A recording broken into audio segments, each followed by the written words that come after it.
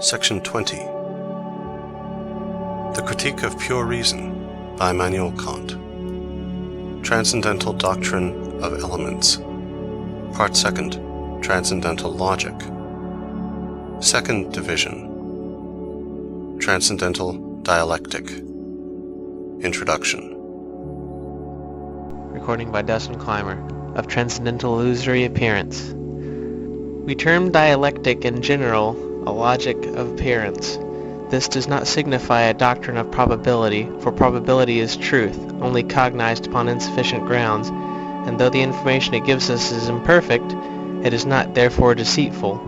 Hence, it must not be separated from the analytical part of logic. Still less must phenomenon and appearance be held to be identical. For truth and illusory appearance does not reside in the object, in so far as it is intuited, but in the judgment upon the object, in so far as it is thought. It is, therefore, quite correct to say that the senses do not err, not because they always judge correctly, but because they do not judge at all. Hence, truth and error, consequently also, illusory appearance as the cause of error, are only to be found in a judgment, that is, in the relation of an object to our understanding. In a cognition which completely harmonizes with the law of the understanding, no error can exist. In a representation of the senses as not containing any judgment, there is also no error, but no power of nature can itself deviate from its own laws. Hence neither the understanding per se, without the influence of another cause, nor the senses per se would fall into error. The former could not, because if it acts not only accordingly to its own laws, the effect, the judgment, must necessarily accord with these laws. But in accordance with the laws of the understanding consists the formal element in all truth.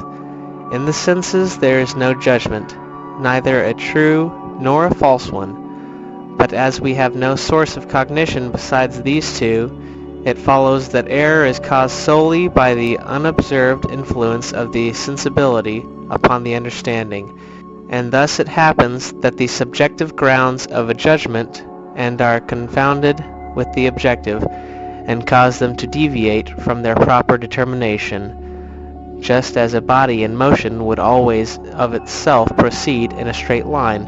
But if another impetus gives to it a different direction, it will then start off into a curvilinear line of motion. To distinguish the peculiar action of the understanding from the power which mingles with it, it is necessary to consider an erroneous judgment as the diagonal between two forces that determine judgment in two different directions which, as it were, form an angle, and to resolve this composite operation into the simple ones of the understanding and the sensibility.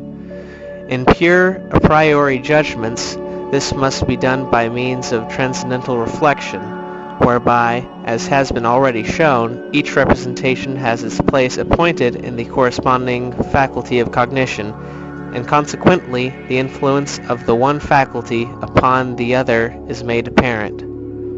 It is not at present our business to treat of empirical illusory appearance, for example, optical illusion, which occurs in the empirical application of otherwise correct rules of the understanding, and in which the judgment is misled by the influence of imagination. Our purpose is to speak of transcendental illusory appearance, which influences principles that are not even applied to experience. For in this case we should possess a sure test of their correctness, but which leads us, in disregard of all the warnings of criticism, completely beyond the empirical employment of the categories, and deludes us with the chimera of an extension of the sphere of the pure understanding. We shall term those principles the application of which is confined entirely within the limits of possible experience, eminent. Those, on the other hand, which transgress these limits, we shall call transcendent principles. But by these latter I do not understand principles of the transcendental use or misuse of the categories, which is in reality a mere fault of the judgments, when not under due restraint from criticism, and therefore not paying sufficient attention to the limits of the sphere in which the pure understanding is allowed to exercise its functions, but real principles which exhort us to break down all those barriers and to lay claim to a perfectly new field of cognition which recognizes no line of demarcation. Thus, transcendental and transcendent are not identical terms. The principles of pure understanding, which we have already propounded, ought to be of empirical and not of transcendental use. That is, they are not applicable to any object beyond the sphere of experience.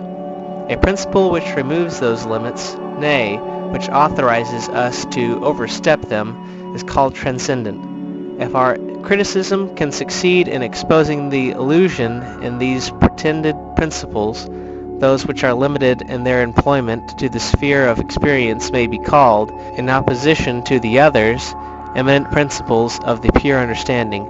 Logical illusion, which consists merely in the imitation of the form of reason, the illusion in sophistical syllogisms, arises entirely from a want of due attention to logical rules. So soon as the attention is awakened to the case before us, this illusion totally disappears. Transcendental illusion, on the contrary, does not cease to exist, even after it has been exposed, and its nothingness clearly perceived by means of transcendental criticism. For example, the illusion in the proposition, the world must have a beginning in time. The cause of this is as follows. In our reason, subjectively considered as a faculty of human cognition, there exist fundamental rules and maxims of its exercise, which have completely the appearance of objective principles. Now from this cause it happens that the subjective necessity of a certain connection of our conceptions is regarded as an objective necessity of the determination of things in themselves. This illusion it is impossible to avoid, just as we cannot avoid perceiving that the sea appears to be higher at a distance than it is near the shore, because we see the former by means of higher rays than the latter, or, which is a still stronger case, as even the astronomer cannot prevent himself from seeing the moon larger at its rising than some time afterwards, although he is not deceived by this illusion. Transcendental Dialectic will therefore content itself with exposing the illusory appearance in transcendental judgments and guarding us against it, but to make it, as in the case of logical illusion, entirely disappear and cease to be illusion is utterly beyond its power, for we have here to do with the natural and unavoidable illusion, which rests upon subjective principles and imposes these upon us as objective, while logical dialectic and the detection of sophisms has to do merely with the error in the logical consequence of the propositions, or with an artificially constructed illusion in imitation of the natural error.